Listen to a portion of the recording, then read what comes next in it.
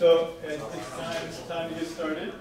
So, and thanks everyone for coming out bright and early on this rainy Friday morning for this grand rounds.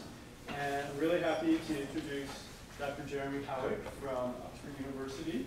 And he's going to talk to us about empathy and about how there's scientific evidence to show its effectiveness and importance for care. But first I just want to talk about, just very briefly to introduce Jeremy, his background. He got his PhD from the London School of Economics in 2008. And in a subject called philosophy of science, which you might wonder, how in the world could this ever be relevant to public health? But of course, public health is a really interdisciplinary field, as you all know, and I think this talk will be a great example to illustrate how ideas from different areas can really contribute.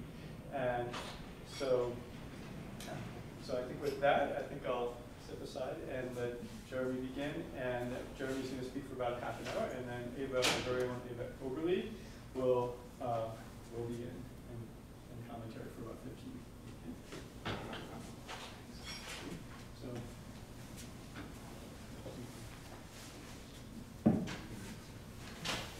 Can people hear me in the back?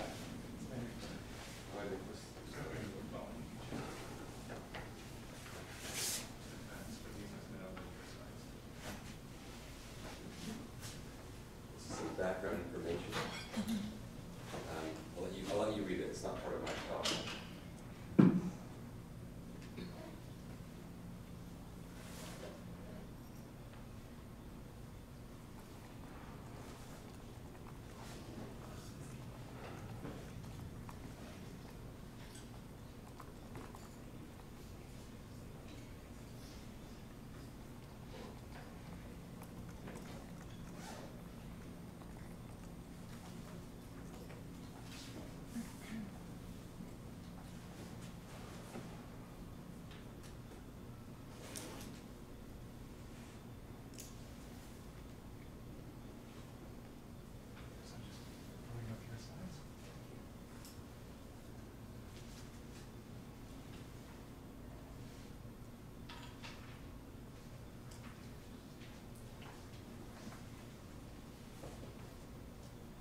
It wouldn't be a real talk if there wasn't some glitch with IT.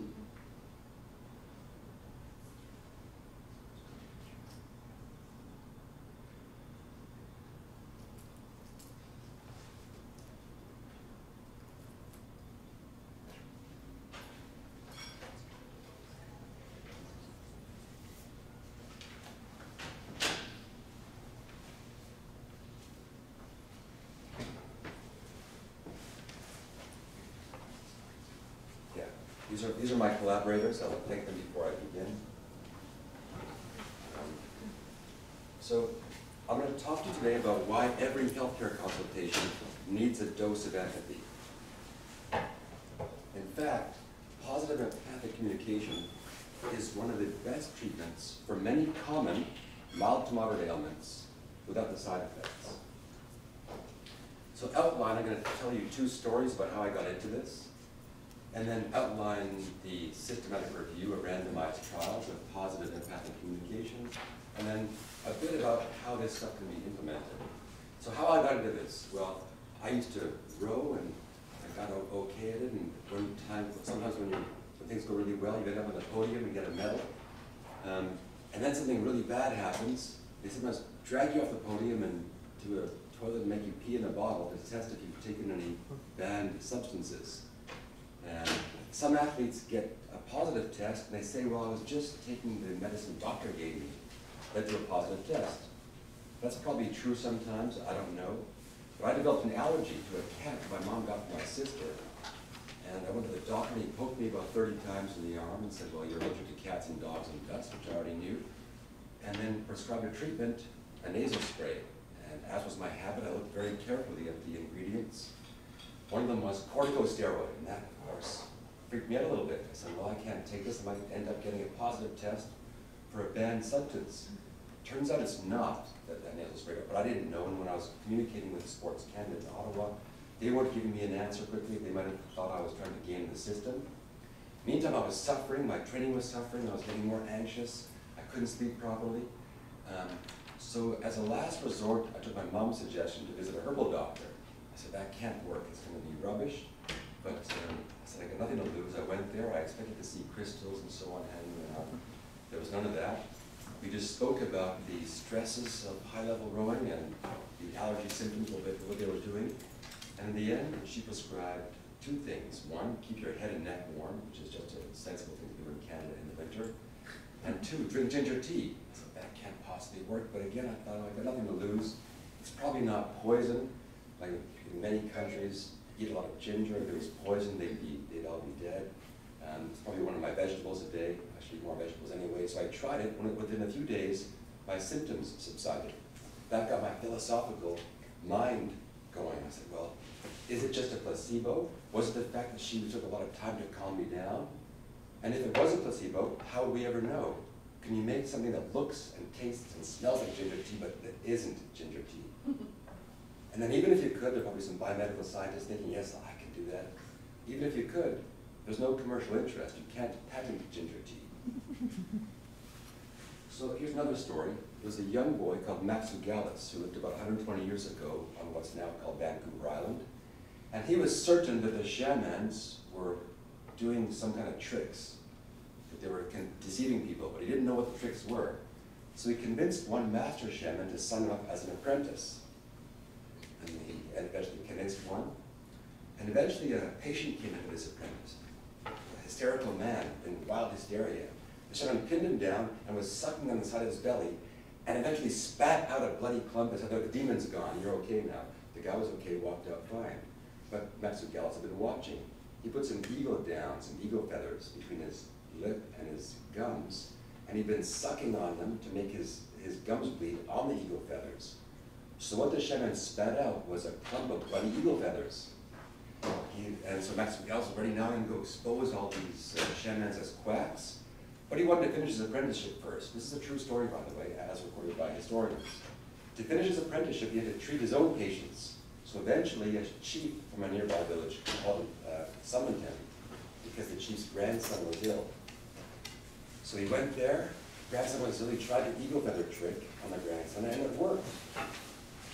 And then the chief gave him a shaman's name, Quesalit. So if you read the story, you'll see the name Quesalit. But his name was Matsugalis before that. So we don't need these eagle feathers and magic tricks. But this kind of thing's got me going and thinking, well, how can we help? So I did a bunch of work, on placebos, because these are placebo effects broadly construed, empathy and positive messages. We can think of those as placebo effects broadly construed if we like. I did some systematic review comparing the effects of placebos with the effects of treatments on average. Surveys, most doctors in countries where they've surveyed them have used placebos. Placebos can even work if you tell the patient it's a placebo. And positive messages also work. And the question arose in my mind, I've always had a practical kind of attitude, how can we implement this evidence? You can't go around giving people sugar pills, you run into problems of deception, and you don't want to encourage a pill popping, which is already a big problem, form of too much medicine. So the good thing was there are two components of the placebo effect. Again, empathic care and positive communication. So empathy in the trials that we looked at involved, they cash it out in different ways, but they all share three common elements. One, understanding the patient. Two, communicating that understanding. And three, developing some kind of action, which doesn't mean a treatment, but developing some action on the back of that shared understanding. Positive communication involves saying, this is going to make you feel better, or you don't need any medication, you're going to get better. In the trials we looked at, positive communication is part of empathy. So patients say that their practitioners are empathic if they offer them hope. I'll get to the special cases where patients have really terrible conditions towards the end. Unfortunately, not all doctors do express as much empathy as patients would like. This is the first systematic review we did that looked at how empathic patients ranked their practitioners to be. We found 64 studies. On average, the practitioners were not as empathic as the norms set by the people who developed the questionnaire. Longer consultations were rated as being more empathic than shorter ones, so more than 10 minutes. The biggest finding, though, was that female practitioners were ranked as being more empathic than males. Many people say that's unsurprising. Jeremy, we already knew that. But it's been ignored because there's a high variation. And people think it's unimportant. This empathy is just a fuzzy thing which doesn't affect patient outcomes. I'll try to show you the evidence that's not the case. You know, in Australia, USA, and the UK, they were ranked as being more empathic than some other countries.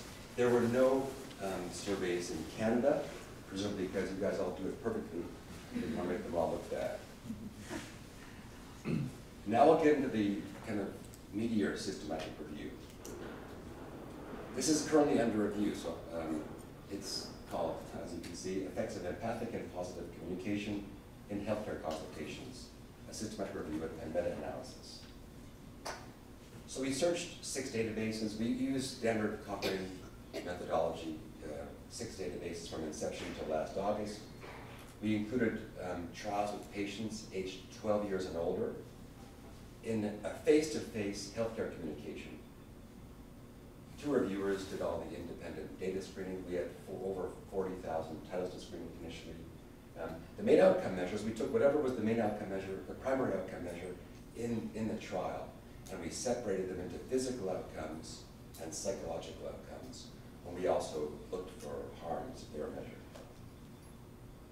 There were 2 types of trials. One, empathy intervention trials. This is where they take a group of practitioners, randomize them to either receive further empathy training or not. Then they go ahead and treat patients, and they measure patient outcomes. With the expectation intervention trials, they again randomize practitioners to either deliver more positive messages or carry on as they usually did, and then treat patients and measure patient outcomes. So they had to be patient outcomes. It didn't suffice to just measure, for example, whether the practitioner behavior was modified. We wanted to see whether that modified behavior resulted in an improvement or not in patient outcomes. The control group was always usual care, and to minimize the risk of bias, we only used randomized trials. We excluded pseudo-randomized trials and non-randomized trials. And we also did a subgroup analysis where we excluded trials with a high risk of bias. So this is just a taster of the results. Because it's under review, I can't share everything, but I'll give you enough of an idea. 7 empathy trials met our inclusion criteria. All but 1 had a positive effect.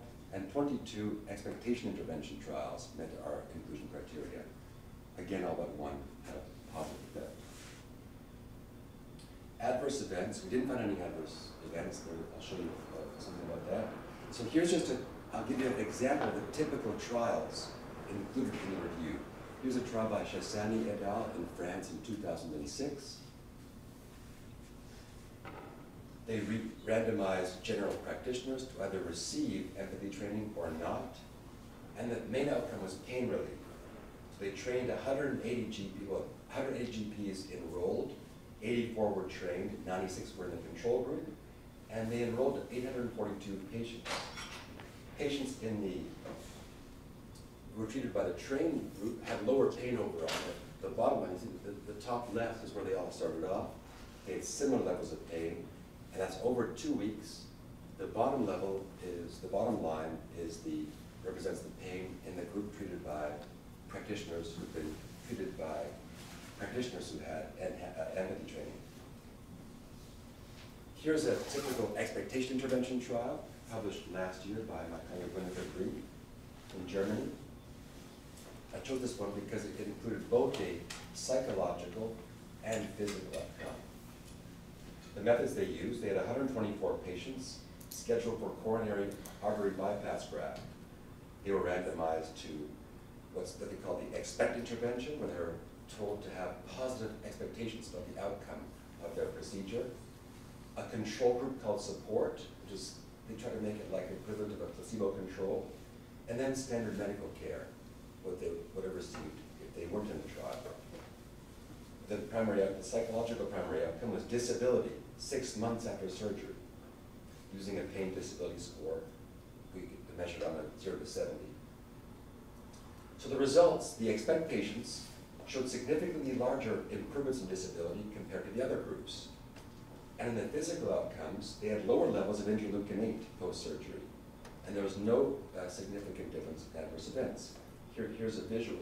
So the line that ends up at the lowest on the right side with a circle at the end of it, that's the intervention group. And so the disability, they began with higher levels of disability, they ended up with lower levels of disability. Here's interleukin-6 levels. Again, the expect group, the treatment group, started off with higher levels at the left side and ended up with lower levels. This is anxiety. We did just to show you that these interventions often have global effects on general levels of anxiety and depression and so on. So again, the expect group had higher levels of anxiety at the beginning and lower levels at the end. Within our review, we did some subgroup and sensitivity analyses. So when we excluded trials that had a high risk of bias, the effect size got smaller, which is what's expected in these kind of things. Usually the bigger and better the trial, the smaller the effect gets, but the effect remained positive. And we also found that empathy and expectation interventions improve patient satisfaction and quality of life by a little bit. How does empathy work, you might ask? Well, there's a few different mechanisms, and more work needs to be done in this area. First of all, empathic practitioners can reduce stress. They can also make more accurate diagnoses. Some symptoms are very embarrassing, and unless you feel that your practitioner is sympathetic, empathic, you might not share those symptoms. And without sharing the symptoms, they cannot make an accurate diagnosis. And without an accurate diagnosis, they can't make a good treatment plan for you. One of my colleagues claimed that he heard of someone who probably died because of lack of empathy. A patient was a smoker, and his general practitioner basically called him an idiot. Why are you smoking? You know it's bad. He went away and only came back when his lung cancer was too serious to treat. Also, only an empathic practitioner can make a value-based treatment. And of course, no matter what the effects of the treatments are, we've got to adapt that for an individual patient. And the adaptation involves understanding what's important to the patient. And an empathic consultation can help tease those out. Expectations, these activate the brain's reward mechanism, leading the body to produce its own endogenous drugs like dopamine and endogenous morphine or endorphins. It also helps reduce stress, which can lower pain and anxiety. These are all so basically empathy and expectations interventions have a small but important effect for many common ailments, pain, depression, anxiety. There are limitations to our review, like there are to any study. First of all, it's hard to isolate these kinds of studies. Empathy overlaps with compassion, for example. Positive messages overlaps with motivation. Interviewing, just for an example. To limit this, we used an explicit, replicable, transparent search strategy that can be used in future studies in this area. And also, we can defend the view that empathy is slightly different from those other things. Although there will be overlap, and that's okay. Also, there was a high degree of statistical heterogeneity. The trials did not include, but because the effect size all pointed in the same direction qualitatively, we were justified in pooling, according to the Cochrane Handbook. There was also insufficient data about empathy training. I'll get into that a bit later. And did not report potential harms to practitioners. Some people say, well, you know, Jeremy, I'm a doctor, and if I'm too empathic all day, I feel burned out at the end. However, other ones say, no, when they increase how much empathy they express, their job satisfaction goes up. But that needs to be looked at. There's two questions I usually get, and I'll try to fend those off by answering them before I finish. One, what about a serious illness? You said, okay, Jeremy, these things might work for mild to moderate conditions, like mild pain, mild anxiety, mild depression. What about serious things like this? The patient's going to die, and how can we be positive about that? First of all, even if it's only effective for these mild to moderate conditions, those are important. 1 in 10 people in developed nations have depression. A lot of that is mild to moderate depression. It doesn't need necessarily the drugs, which have unknown effects whether taking them for too long. But what do we do in these situations? Well, Atul Gawande, have you read the book Being Mortal? So, you know, he cites empathy is more difficult when someone's got a serious condition.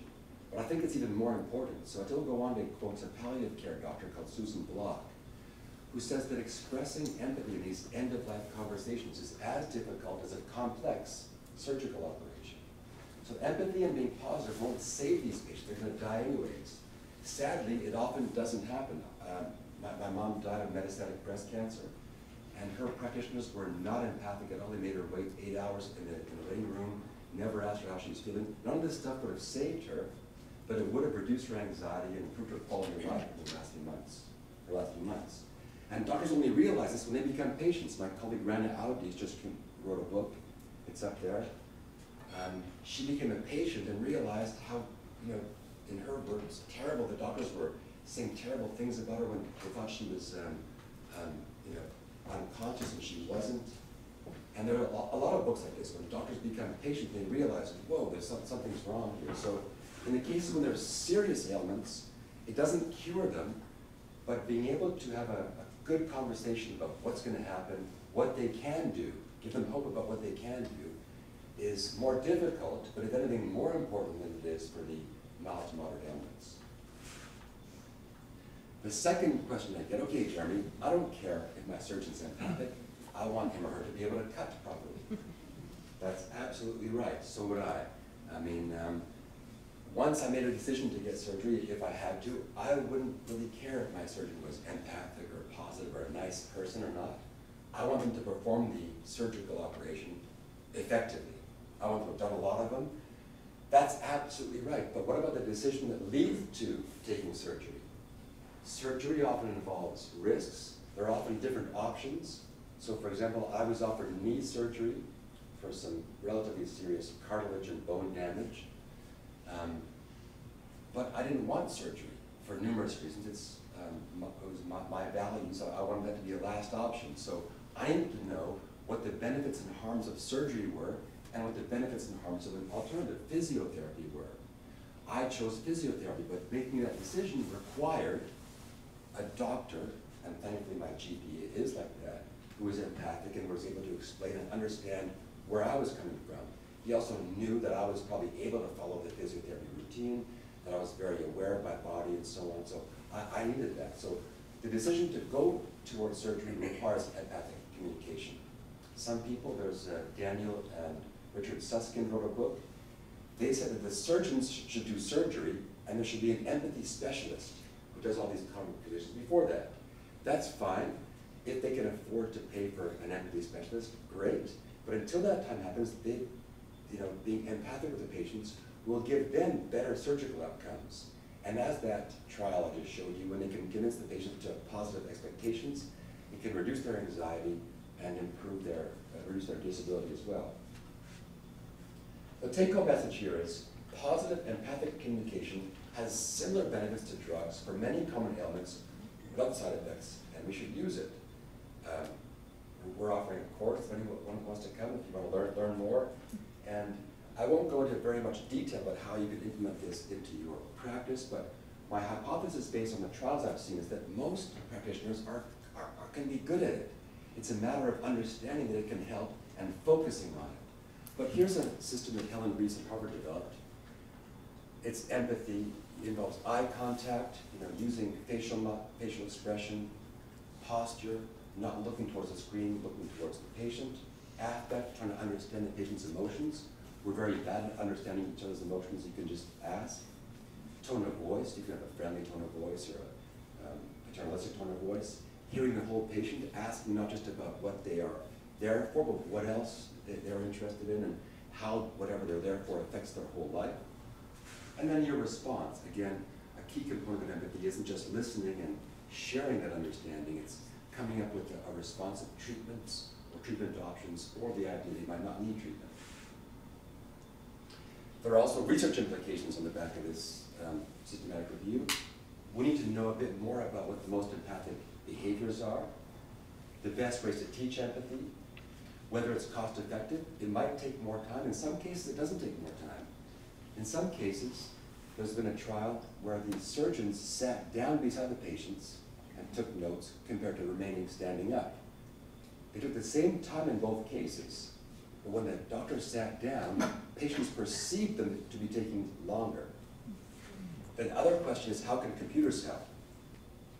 On the one hand, they might be able to reduce the paperwork load. On the other hand, some people think, well, computers or avatars can actually be empathic doctors, and we won't even need humans. I'm not sure that that's right, but we've got to address that question. Technology is moving forward, and there are some cases where people actually feel more comfortable with computers. You know, have you had an affair? They're more likely to give an honest answer to a computer, apparently, than to a real human being. So given that in the UK, NICE, and here in Canada, the Canadian Patient Safety Institute claims that empathy is a key component of patient care, in this case patient safety, these research questions should be prioritized, I believe. In the empathy program that I've developed with some colleagues, we're also looking at policy, how to implement our idea that a dose of empathy needs to be included in all healthcare consultations. The other way to change things is to democratize knowledge. So we're looking at policymakers. I've also explained this research in a way that non-geeks like me can understand in a book I've just written that's coming out in Canada in a few months.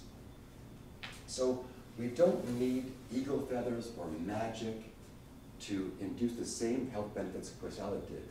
But a key component of modern medicine is the systematic review of randomized trials. These are starting to show that positive empathic communication can have similar benefits to drugs for many common ailments without the side effects. And so we think that every healthcare consultation needs a dose of empathy. So thank you very much.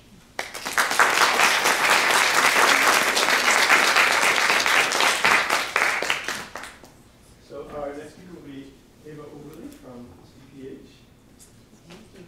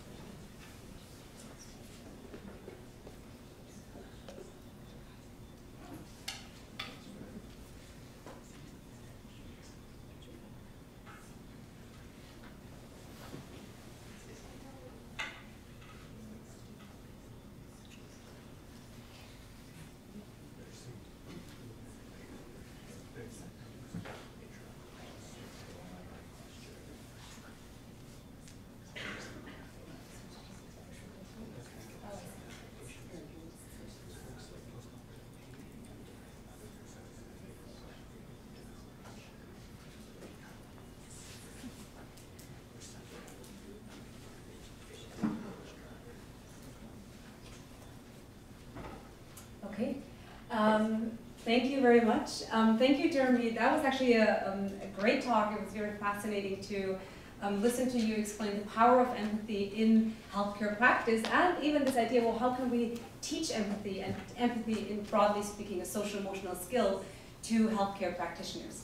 So what I would like to talk to you today about is how can we teach social emotional skills earlier on in life?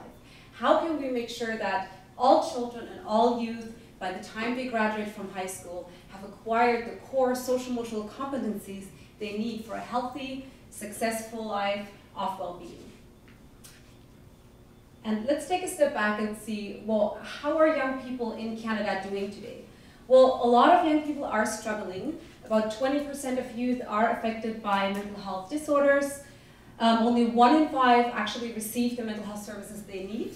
And this really only summarizes the numbers for those who are experiencing symptoms significant enough to qualify for a mental health disorder. There's a larger and broader group of young people who are struggling socially, emotionally, behaviorally, in and outside of school, but who do not qualify for a specific diagnosis. Well, this is really important because it is during childhood and during adolescence that developmental trajectories are set. So about 70% of mental health problems in adulthood do actually have their onset in childhood or adolescence. So the question is, this early on in life, childhood and adolescence, what can we do systematically to promote young people with the strength and with the competencies they need in order to thrive in life? And this is what takes me to the topic of social emotional learning in schools. Well, social-emotional learning teaches core social-emotional skills and competencies. This topic emerged about 20 years ago when Dan Goleman wrote his book on emotional intelligence, and this kind of provided a contrast to, well, yeah, schools are there to teach the academic skills, the reading, the writing, the math, the science, but also, what do we really want to see by the time young people graduate from high school? Well, we want young people to be independent, to make good, healthy choices in life, and to be able to build a life of independence and productivity. And the question, well, what are those skills they need in order to do that? Is it really just the reading, the writing, the math, the science, or are there some other skills schools should be teaching? The Collaborative of Academic and Social Emotional Learning in Chicago has come up with those 5 core competencies that really summarize the field of social emotional learning. And empathy, for example, that Jeremy talked about, would fall somewhere here within the social awareness, perspective taking. So when you think about those 5 competencies that are listed here, these are really broader categories, and a lot of more specific competencies that you might read in the literature would be fitting within there. Well, self-awareness refers to the ability to recognize your own emotions, to understand what you're feeling, and then, in the next step, to manage those emotions, self-management, self-regulation. This refers to emotions like anger, but also envy, also with strong excitement. How do we manage those emotions in a day-to-day setting in a socially and culturally appropriate way? Responsible decision-making. Responsible decision-making within the general ethical guidelines and general larger cultural norms of a society. Relationship skills. This refers to building positive relationships, but also being able to maintain those relationships throughout life. This also involves young people knowing when to seek help from an adult, and people knowing when to step in when they're a bystander in a situation where someone else is being harmed. Social awareness refers to empathy, perspective taking, and this is really a key one to develop the interpersonal skills that are needed in life. Well, what research has found is that we can teach those skills, and this is also, of course, what Jeremy was talking about, specifically in the context of healthcare providers. But social-emotional learning in schools really starts at a much earlier point, and the idea is, well, why don't we just provide all young people with those skills in a systematic way through the school system where we can reach almost all young people in our society? So social-emotional learning can be taught through specific programs, in classrooms, but also through broader strategies in the school setting, like the way the school climate is set up through administrators and leaders in schools. And of course, they're supported by the larger policies and the larger regulations around education. So the idea of social-emotional learning in school is to move away from intervention and move to an approach that is a larger preventative approach. And I just mentioned this, schools are of course an ideal site for health promotion because almost all young people attend school for a substantial part of their day for many years in a row. Well, I want to show you a little bit of support for social-emotional learning. This comes partly from cross-sectional studies, from longitudinal studies, and then also from actual intervention evaluation studies. And I'll skip the cross-sectional studies here for the sake of time, but Mark Greenberg and colleagues, they conducted a longitudinal study that was actually published in the in the American Journal of Public Health. And what they found was in a group of children who were part of a control group in an intervention study, pro-social behavior rated by teachers during the kindergarten year was actually a predictor of very important health and success outcomes in life up to 25 years later. So what they found was that teachers who rated their children in kindergarten to be more kind, more cooperative, better at solving problems, more likely to help others, these competencies positively predicted outcomes like graduating from high school, completing a college degree, obtaining a full-time job, and those competences were negative predictors of being diagnosed with a mental health issue, with a mental health disorder, being on a waiting list for public housing, having to attend special needs programs, and also engagement with the justice system. So being arrested and the number of times of having been arrested. So this really was a very important study because it really shifted this idea of like, well, yeah, social emotional competencies are nice and they're sweet and kind, but they're really the soft skills, and I'm not sure how important those are. This shifted really this picture to say, no, these are important developmental health outcomes. This is not just about happiness, it's about health, and it's about very strong health outcomes that matter for society. For example, involvement in the justice system. If you think about the costs for society, if there's a way to prevent young people from ending up in that system later on in life, these are definitely dollars worth spending. A study that was conducted by Caprara and colleagues. This is a study that teachers want to hear, because teachers want to hear, well, yeah, well, if I do social emotional learning in my classrooms, that actually takes away time from the academics, right? And what Caprara and colleagues and also many other researchers have shown now in the meantime is that earlier predictors of early social emotional competence actually positively predict later academic outcomes, controlling for earlier academic outcomes. And we also, part of my dissertation study was that I looked at a very similar study using the foundational skill assessment scores in British Columbia, and we found a very similar finding where we found that the grade 4 FSA skills predicted, of course, later academic achievement, but over and above that, teachers' perceptions of students' social emotional skills and students' own ratings of their own social responsibility in life predicted later academic outcomes. So this is a very important piece for teachers because they want to know that this is going to help them in schools and it's not going to hinder their teaching. And a lot of support comes from empirical studies that really went ahead and said, okay, well, now that we know that there are links between social emotional competencies and later success and health outcomes, how can we know that actually changing the social emotional competencies also predicts a change in developmental health outcomes? There have been probably like several hundred studies done in the meantime that evaluated individual social emotional learning programs.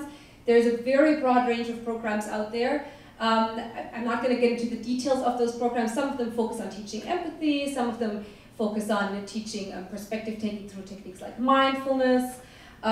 Roots of Empathy, for example, is a program that has been quite successful in Canada, where babies being brought in the classroom throughout the course of the year with a mother, and children learn about human development, about the baby, but they also learn about perspective taking. What does the baby need? What does the mom need? Well, how are the baby and the mom interacting? So I want to highlight this one meta-analysis here that was done a few years ago by Durlach and colleagues. This is probably the biggest meta-analysis. It's a very important study because they reviewed more than 200 studies. All of those studies had a control group. Not all of them were randomized control trials. A lot of them were quasi-experimental studies, but all of them did have control group data and pre- and post-test data. And what they found that students who were part of social emotional learning programs that were implemented with high quality, so implementation fidelity had to be high, those students benefited significantly compared to their controls regarding mental health outcomes, regarding academic achievement, relationships with peers, relationships with adults, and other positive well-being indicators. So this was really the first meta-analysis that summarized all the research that was out there.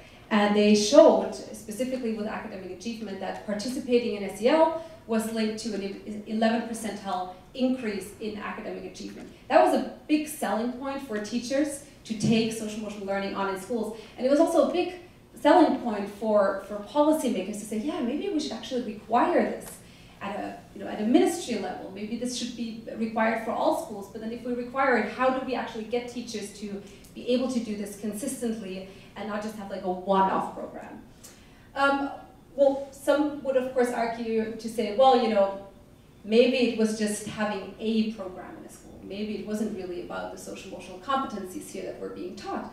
And some would maybe argue, well, maybe this is just a pre-post thing. Sure, at this particular meta-analysis, there was very little data available in the long run following up those children. Well, that's why we conducted a study that was published last year in Child Development.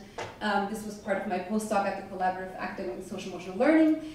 And what we did, we went back to those 200 and something studies that Durlach and colleagues had reviewed, and we said, well, let's go back to them and see how many of them actually have follow-up data, and how long do we have follow-up data there. And how can we really try and see if those positive effects stick over time? And so we found 82 different programs. A good portion of those were implemented outside of the United States. Overall, we had more than 97,000 kindergarten through to high school students, and the follow-up effects were assessed 6 months. That was our cutoff. We said it had to be at least 6 months after program completion, up to 18 years. Of course, at the higher end, we had very few studies that actually had data, 15, 16, 17, 18 years after program completion. So most of them were around 2 years after program completion. That was, for most of them, that was the latest follow-up. And what we found was that, in fact, the results, the positive results, the positive effects and benefits of social emotional learning compared to children who were part of the control group did keep up. We found benefits for academic performance. We found benefits for social emotional skills, attitudes towards pro-social behaviors, and we also found benefits regarding conduct problems, emotional distress, and substance use. Now, what was really interesting in this study is that we actually could show that the social emotional competencies that students had acquired at post-test were a positive predictor for those long-term benefits. So that was the first time that we could say, yeah, there's something about the actual social emotional competencies that really spoke against this idea well, maybe it's just having a program in school and it doesn't really matter so much what it is. And what we did in the next step is we went to the programs that had collected data in early adulthood, and we kind of summarized them in a more descriptive way, because it was not enough studies had collected this data to do a proper meta-analysis on this data. And what we found that summarizing these studies, children that have participated in social emotional learning through their schools had benefits regarding high school graduation, college attendance,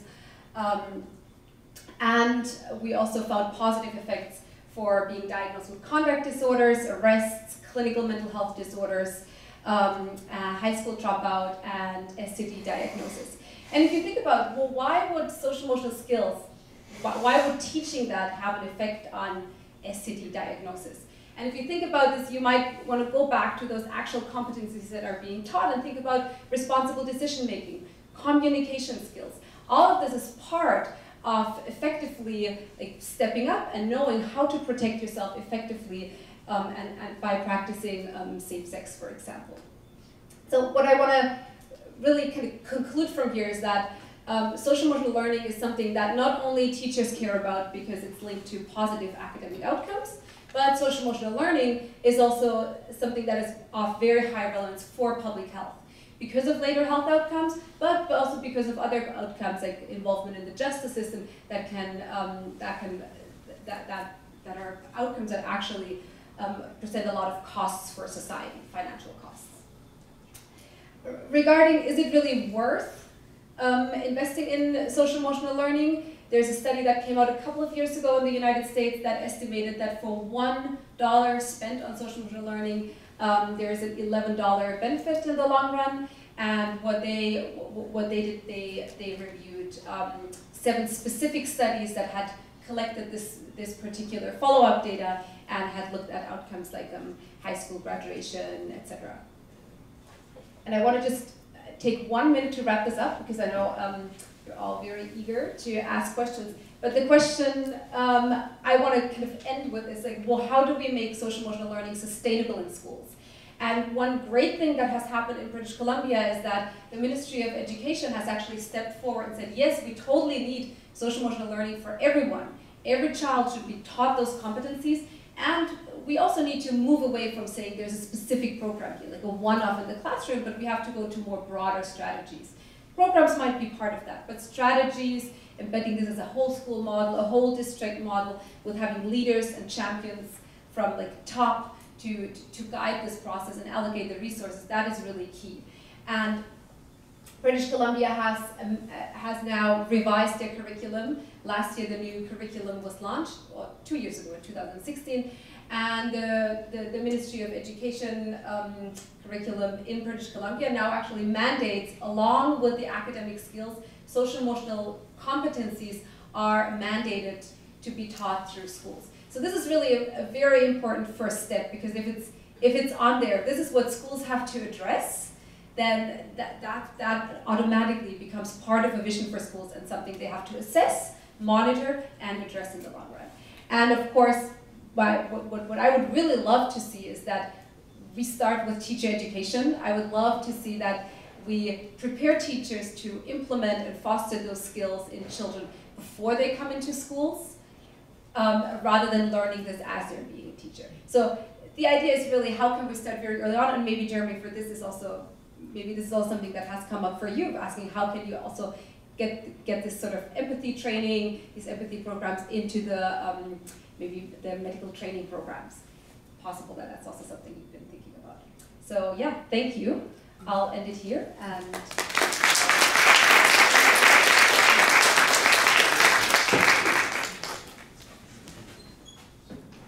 so those are really, really fascinating, interesting talks. So we're going to have questions coming from the audience, of course, and also questions from the Twitter feed, which.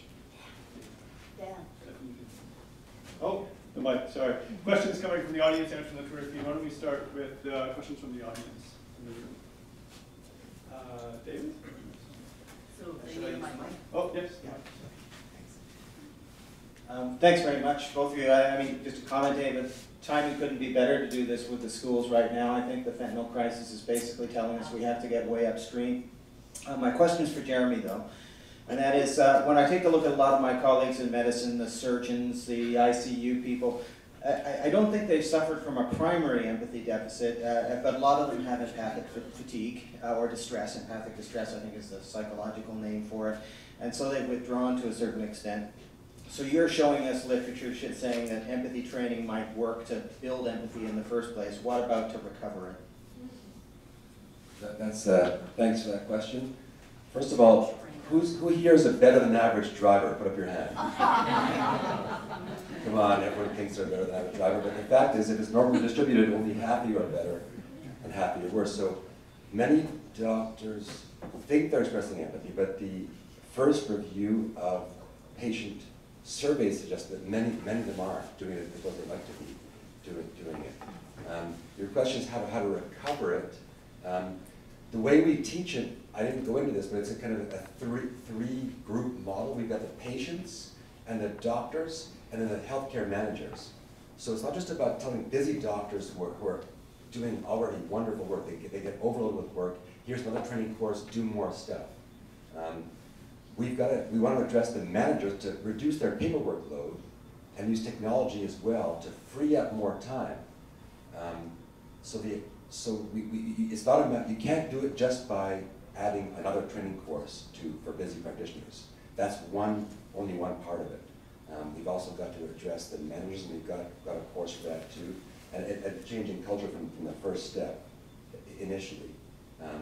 How to recover it, again, on the one hand, there's what they call compassion fatigue, which is very real for many practitioners. On the other hand, when they do express empathy, a lot of them also say that they have higher job satisfaction. They certainly get better patient outcomes, fewer complaints.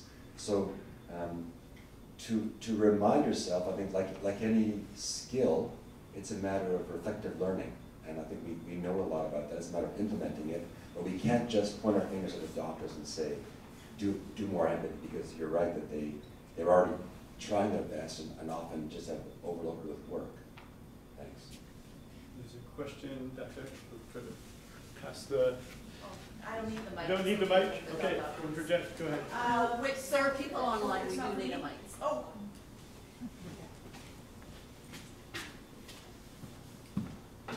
Thank you. Thanks. So I'm from School of Audiology and Speech Pathology. I'm also a medical speech language pathologist. So a lot of the people I saw for a very long time were having the worst day of their lives, and a lot of loss.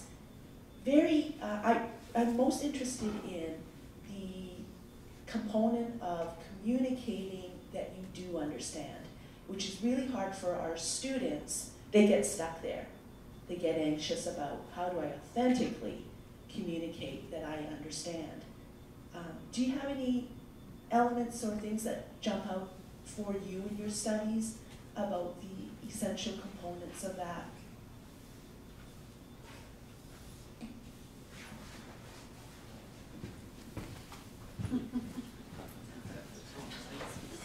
Dan's getting his 10,000 steps today. So that's an area where we need more research. So I can tell you what they did in the trials that we've seen. So I gave you one model, the empathy model. Another one's keep warm, where knowing a patient. So the first is body language. Oftentimes now, in the UK at least, I'm not sure what it's like in Canada, they got to fill these forms out. So the managers are forcing the doctors to look at their screen while the patient's talking. So that's right away not a good way to show the patient you're understanding them. So looking at them, body language, small things like nodding and saying, it sounds simple, but that's a way. But truly understanding someone, if you want to get into the geeky details of empathy, affective and cognitive empathy, I've got one colleague who says we can never understand what's going on in someone's mind, and that, to some extent, that's true. But one way to get over it, Helen Reese says, well, we're bad at it, so ask the patient. You think you understand, ask them, is this how you feel? So do you feel open-ended questions? How do you feel about that? Asking the patient. That check-in. So the first thing is body language and the way you respond verbally to the patient to show that you're understanding and listening to them while they're talking. And then checking. That's what the affect and the empathy model was. Does that help, or is that too generic? Because it's probably too generic because more research needs to be done there. But I think instinctively, that's what humans want to do.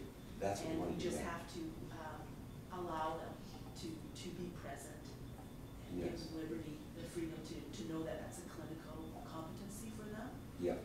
And you're right, because in the trials we found some of the empathy training courses lasted 2 days with professional trainers and lots of follow-ups. Other ones lasted 4 hours.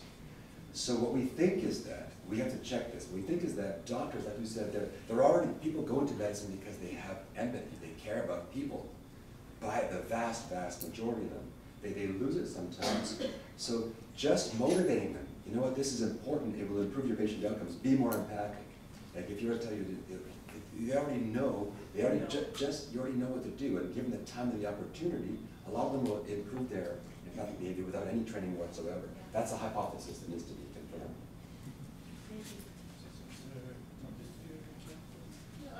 Yeah, I have a question.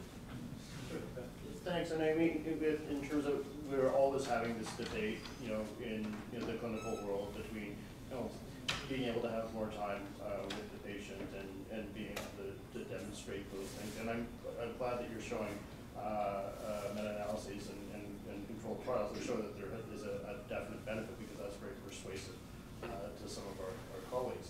Question is, has anybody looked at gene expression? And because if the stress response, the pain relief response, actually should have a gene expression component to it through pro-phenylmelanocortin and stress response. And yeah, I know this is sort of getting far out and totally geeking out, but is that something that's ever been considered? Does anyone have?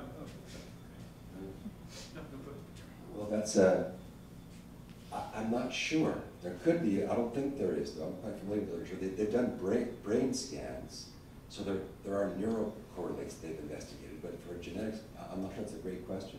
And by the way, if anyone's interested in doing some research, get in touch. Because what you're saying about more time, we've got to look. Now that we have the effect size, we can do some cost effectiveness analyses. So, are there any questions for Eva? Yeah. Yeah. Go ahead in the back. Oh, collected. And then,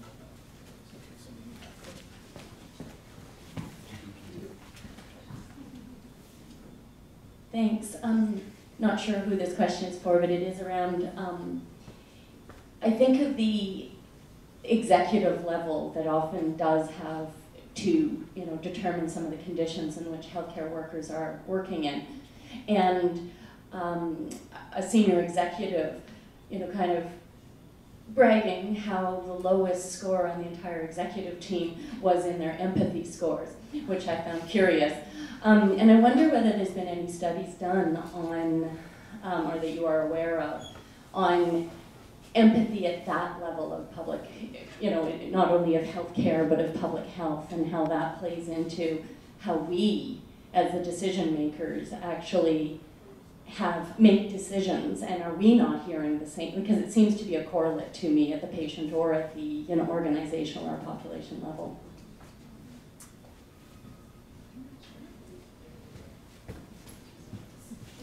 So, do one of you want to give this one a shot? I actually don't know any of the research. Do you know any of that research at that level?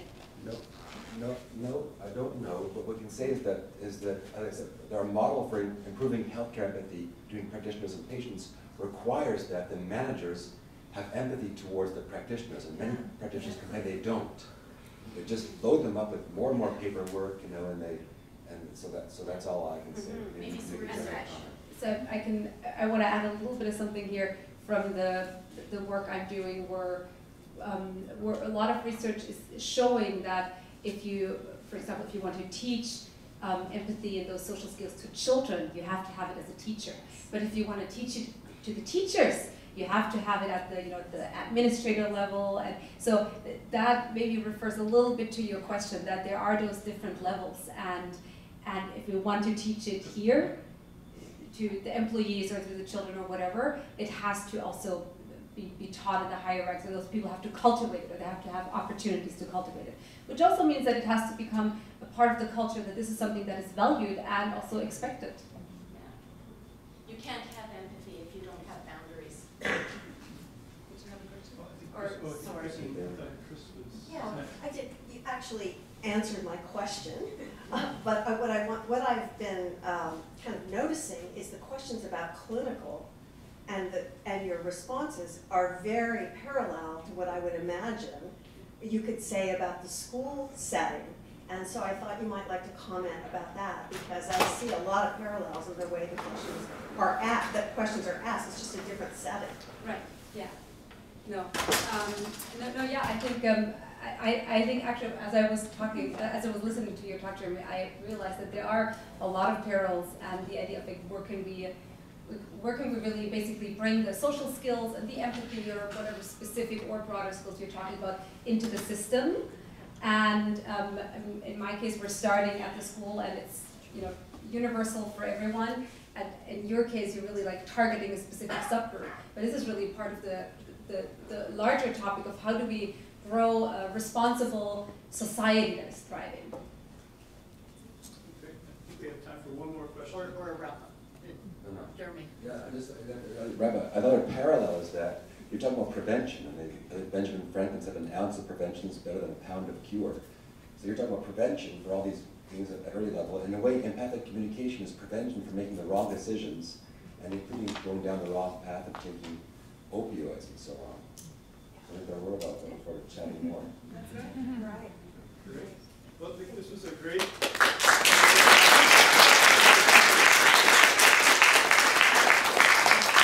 Thank you all.